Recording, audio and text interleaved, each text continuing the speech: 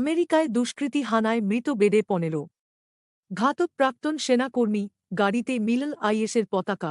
দুষ্কৃতী হামলায় সন্ত্রাসবাদী সংগঠন আইএসের যোগ রয়েছে বলে মনে করছেন গোয়েন্দাদের একাংশ।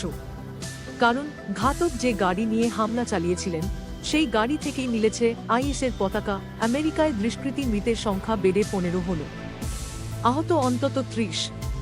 মৃতের সংখ্যা আরও বাড়তে পারে বলে আশঙ্কা করা হচ্ছে। নতুন বছরের প্রথম দিনেই ভয়াবহ দুষ্কৃতী হামলা ঘটে যুক্তরাষ্ট্রের নিউ অরলিন্স শহরে।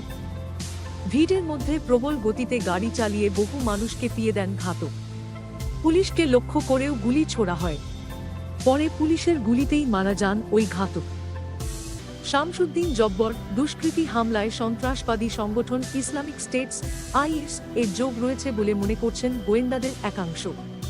কারণ ঘাতক যে গাড়ি নিয়ে হামলা চালিয়েছিলেন সেই গাড়ি থেকেই মিলেছে আইএসের পতাকা। সংবাদ সংস্থা এপি জানিয়েছে, পতাকা ছাড়াও ওই গাড়ি থেকে বন্দুক এবং বিস্ফোরক উদ্ধার হয়েছে। আমেরিকার গোয়েন্দা সংস্থা federal bureau of investigation FBI জানিয়েছে, হামলায় অভিযুক্ত ব্যক্তি আগে আমেরিকার সেনাবাহিনীতে কাজ করতেন। 2007 থেকে 2015 পর্যন্ত তিনি সেনাবাহিনীর নিয়মিত সদস্য ছিলেন। 2015 থেকে 2020 পর্যন্ত সেনাবাহিনীর অতিরিক্ত সদস্য হিসাবে কাজ করেন তিনি।